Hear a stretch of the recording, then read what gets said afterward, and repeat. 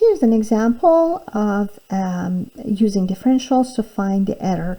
So one side of a right triangle is known to be 10 centimeter long, and the adjacent angle is measured as pi third radian with a possibility of pi over 15th error.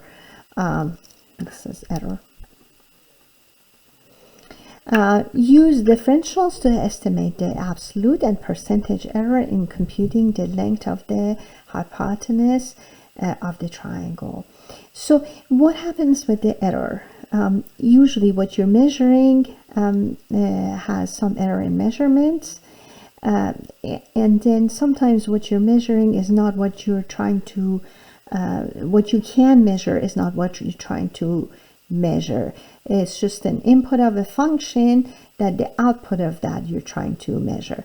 Like for example, in this case, you're drawing a triangle and you measure this angle to be pi third, but that could be plus minus pi 15th radian. And then you use that this measurement is not the final thing that you're measuring, but it's the thing that helps you measure this length. And this actually, we've done one other example of this, that we have this angle and we have this side and this side.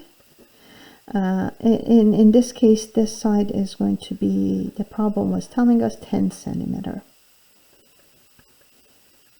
We've done this before when we discussed in civil engineering that they usually know the distance from a building, and then they measure using the angles and they find the height of the building.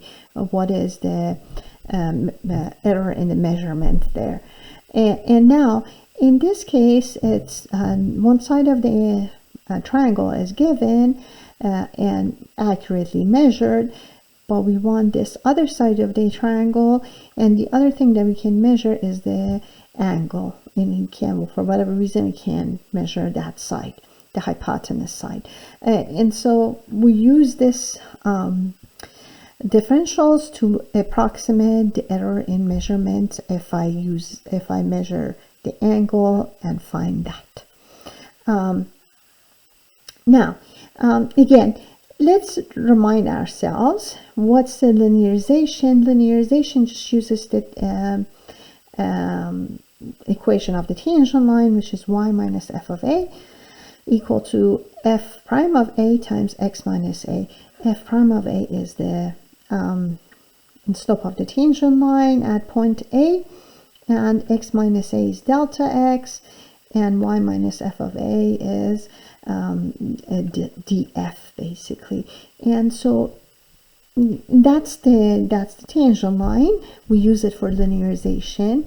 With linearization, you basically take that f of a on the other side and you solve for y, and you use y to estimate the actual value of f at x. But in this case, you use it to write up delta y is approximated by df, and df is equal to f prime at a times delta x. So delta x would be the error in measurement, and so I can put in the absolute error, which is pi over, in measurement, pi over 15, but I have to calculate f prime of a. What is f of a? F of a is the function that relates that angle to the hypotenuse. So let's do that. Again, 10 was accurately measured without any error. Pi third had some error. That angle is theta, and theta with this angle, with this side and that side, is related by cosine theta. So cosine of, see, it says 10 centimeter, one side of a right angle and the adjacent, and so it's not that's the side. So cosine of theta is equal to 10 over, let's say, h, hypotenuse, and so I'm basically the output is h theta is in the input. So I solve for h, and it would be 10 over cosine of theta. That is 10 secant theta. And now, basically, that's my f of theta, and I have to use it there. So I take the derivative. So again, h of theta is equal to 10 secant theta. H prime of theta is equal to 10 secant theta tangent theta.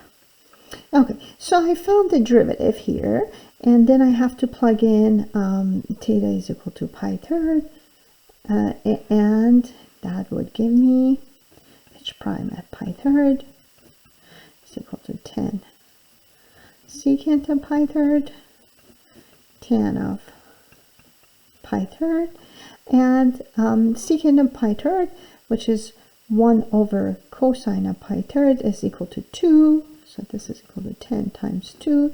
Tangent of pi third is square root of 3 over 2 divided by 1/2, and that's square root of 3. So it's 20 square root of 3. So derivative part is 20 square root of 3. Now plug that back in here, 20 square root of 3, and that gives you df, which approximates delta h, basically dh, because we use h instead of f. And now, what is that? That is, you can simplify it a little bit. 20 and 15 can simplify a little bit. 4 square root of 3 pi 15. And that, if you use your,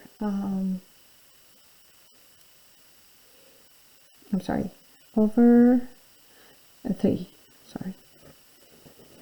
when I simplify 20, and so that would be, and let's say this is in centimeter.